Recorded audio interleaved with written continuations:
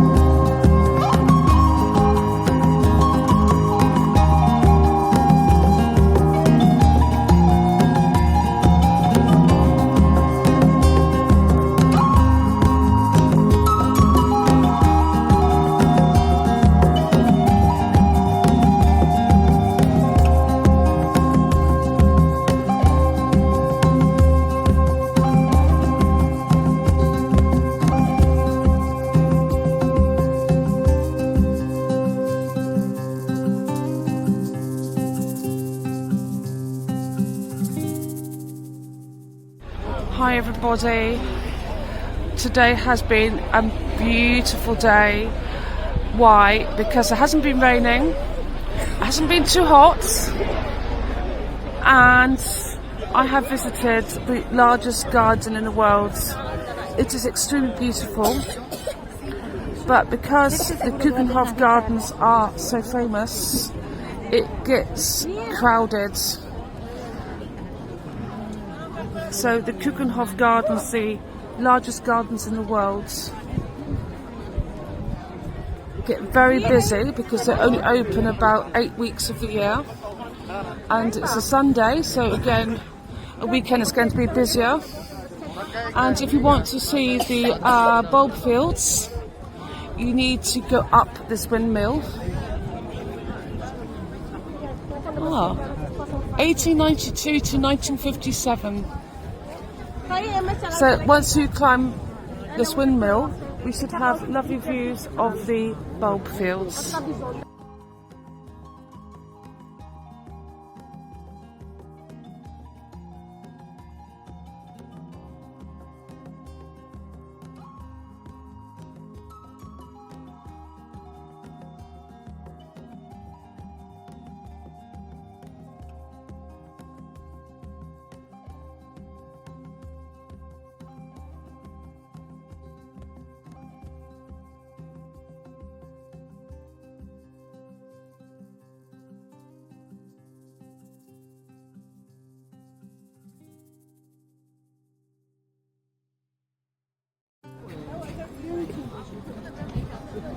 10,000 windmills, 4 million people.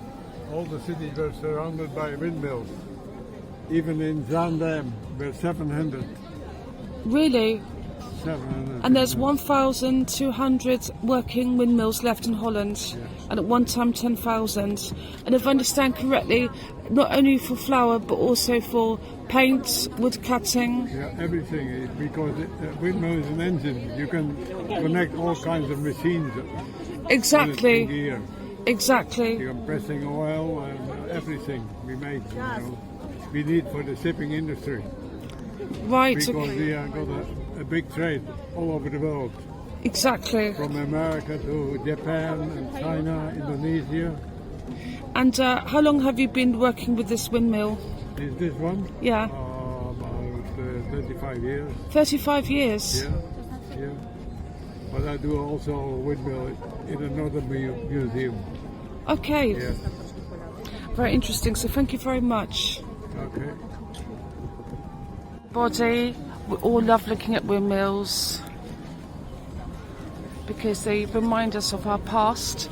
But do you know that in Holland they are still working windmills? There used to be about 10,000. Now there's about 1,200. And I spoke to this gentleman here who knows everything about windmills, and what we were saying, we were talking about the Dutch famine. So in case you don't know, part of Holland was liberated in 1944 from the Nazis, but one part wasn't, including Amsterdam. And what happened is that in retribution, the oil was stopped, the transport was stopped, everything was stopped by the Nazis. And so it meant that a lot of people in Amsterdam, and my favourite actress Audrey Hepburn, suffered a lot. They had no forms of power, so the windmills became very important